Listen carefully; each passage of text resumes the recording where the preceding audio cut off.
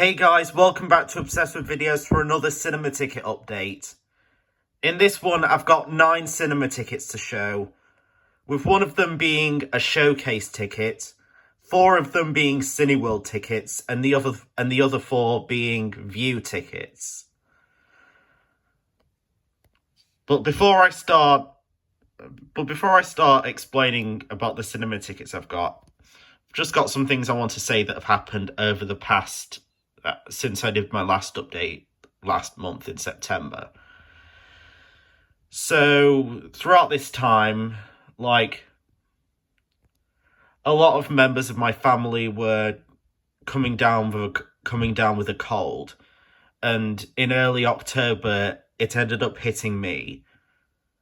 I ended up catching that cold. But I still managed to go out to places and stuff. Although I might talk a little bit about how that went with my cinema trips later, because there was a bit of a gap between one cinema trip to the other, which was about a week. And between that time, on the last one I had before the cold, I didn't feel it that much, but I was feeling much better when I did the one after that. But I still managed to go out to places when I had it. It's just I didn't appreciate them as much, but usually you don't when you come down with a cold. But it looks like our family has come down with something else recently. Apparently, over the past week, 2 of my family members have come down with COVID. Yes. And fortunately, my dad, he tested negative. I just took a test recently and I've tested negative. So that's good news. So I guess that means my routine can keep going, right? Actually, no. Because my mum and my brother have tested positive for COVID. That means my dad's got a lot of things to kind of deal with, and none of us really want to put too much pressure on him. So partly because half of my family has come down with COVID, but also because my dad's going to have to deal with all the work now, like the stuff that others usually do, like my mum and stuff. I've had to have this week that we're on now is written off in terms of the stuff I usually do. I can still do stuff at home, as I'm doing now with recording this video, and even watching films at home, which I have seen a few over the past few days at home, like Lisa Frankenstein and Abigail, because it's October and it's Halloween season. So I decided why not watch a few films like those. Especially to make up for the fact that this week is completely written off in terms of my cinema trips. And as you may know, there are a lot of films coming out quite soon. We've already had, just last week we had a few new releases coming out, like Good Fortune, Roofman, After the Hunt. And even this week we have Springsteen, Deliver Me From Nowhere, along with many other releases coming out in the next few weeks, such as Bugonia, and also Predator Badlands, The Running Man, Now You See Me, Now You Don't, Christmas Karma, and some classic releases too. I know that View is going to be re-showing some of the Stephen King films in November, such as The Shawshank Redemption and Stand By Me. In addition to Cineworld re-releasing the Mission Impossible films and the Pirates of the Caribbean films as well. So, depending on how long this self-imposed lockdown, I guess you could say, lasts, when we're eventually open up again for that kind of stuff,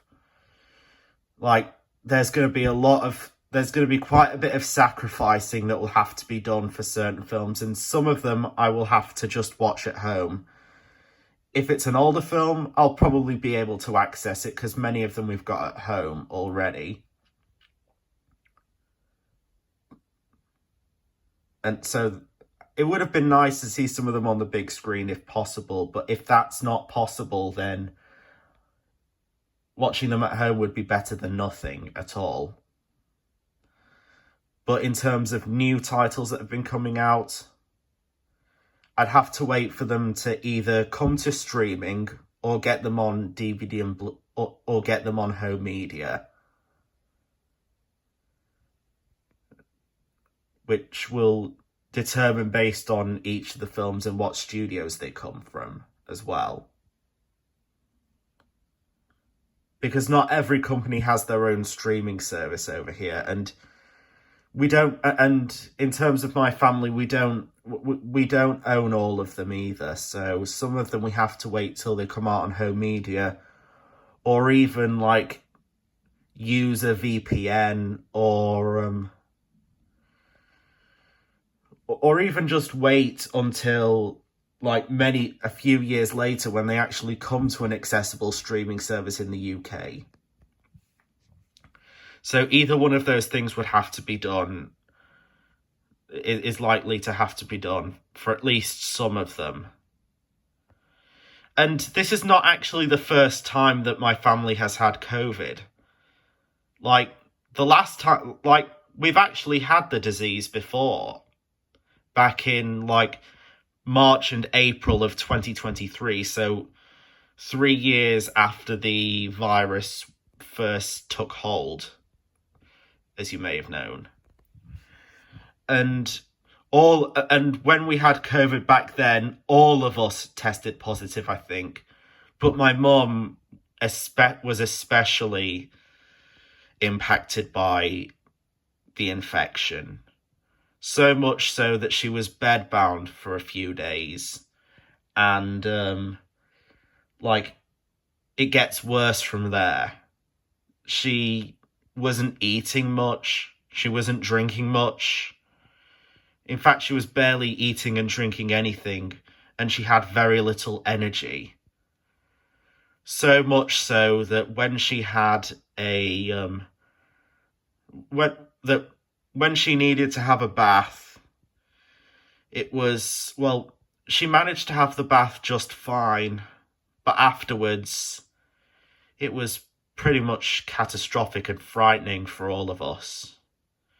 Because my mum passed out. It was a very surreal experience.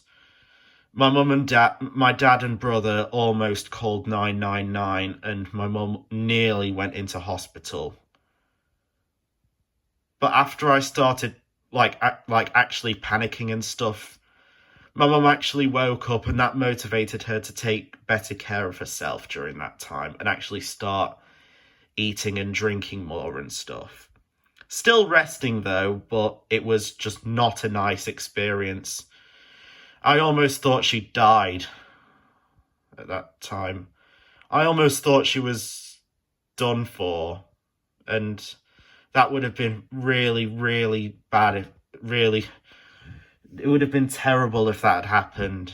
We would all be grieving about it, and I'm just glad that didn't actually happen.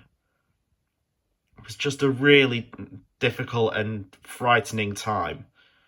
It wasn't just difficult, it was frightening. And I hope to God that I don't have to go through that thing again this time. And hopefully I won't, because my mum has actually been taking better care of herself this time by eating and drinking more and stuff, even if she is sofa bound in the living room or something. Yeah. But let's just hope it doesn't end up being as bad as it was last time. But again, we'll just have to wait and see, and we'll have to wait and see if me and or my dad end up actually testing positive when we do another test. If and when we do another test. But we'll have to see. But with all that said, Like, even though the bug is back in our house again, I'll still be doing this update, obviously. And the first cinema ticket I've got to show is The Bourne Supremacy, which was originally released in 2004, but it was re-released to Cineworld as part of Thrill Seekers 2.0 this month, like last month in September. Where with Thrill Seekers 2.0, it was a film re-release season for them where they re-released a few action film sequels, or more specifically, the second installment in several action-oriented franchises. Like, the ones they did were Bad Boys 2, and then they did Die Hard 2, and then afterwards it was The Bourne Supremacy, and then finally it was the director's cut of Aliens. Anyway, with Bourne Supremacy, this film is rated 12A. I saw it at Cineworld in Wakefield on September 23rd, 2025 at 7:30 p.m. and I was in Screen 1, Row J and Seat 8. Next one is the showcase ticket, which is The Long Walk, which is rated 15. I saw this at Showcase Cinema Deluxe in Leeds on September 24th, 2025 at 11:30 a.m. and I was in Screen 2, Row E and Seat 8. The next one is a View ticket, which is A Big, Bold, Beautiful Journey, which is rated 15. I saw this at View Castleford on September 29th, 2025 at 11 a.m. and I was in Screen 9, Row F and Seat 3. And when the View in Castleford was formerly a Cineworld, I believe that Screen 9 was the 4DX screen that they had, which could explain the distance between the rows of seats. Like, I never went to a 4DX screening at Cineworld Castleford, so I'm only guessing right here. And the next ticket I've got is another View ticket, which is for the 25th anniversary re-release of Billy Elliot, which obviously was originally released in 2000. The film was rated 15, even though on the ticket it says TBC for whatever reason. They may have forgotten to put the 15 rating on there, even though it's been rated 15 for 25 years, and it got re-rated theatrically in 2020 because they were preparing a 20th anniversary re-release of Billy Elliot in April of 2020, but because of obvious reasons, that was cancelled, and this is the re-release we got over 5 years later.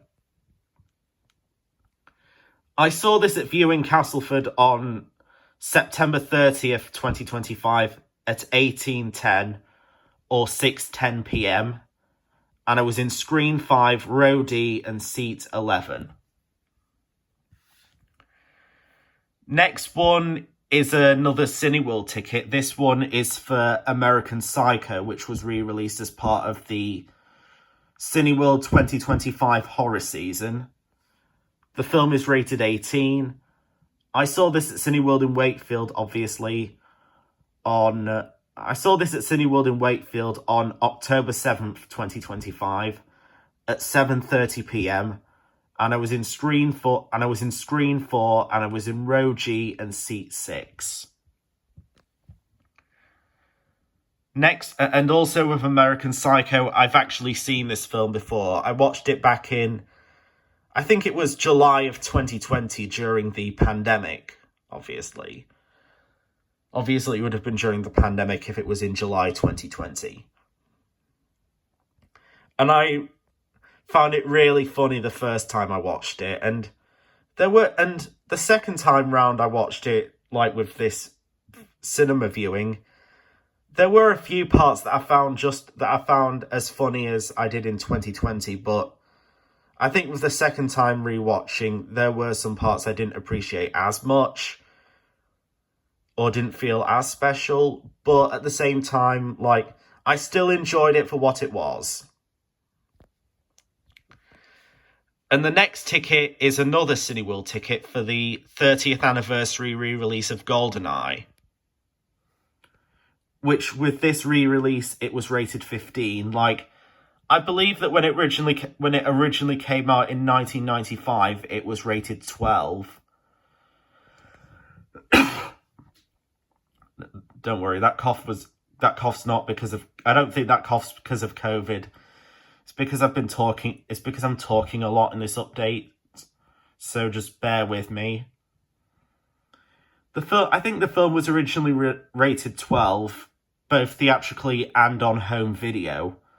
But as the years have gone by, they increased the rating to a 15 to the point where that's the current rating it has both theatrically and on home media. I saw this at Cineworld in Wakefield on October 9th, 2025 at 12:10 p.m.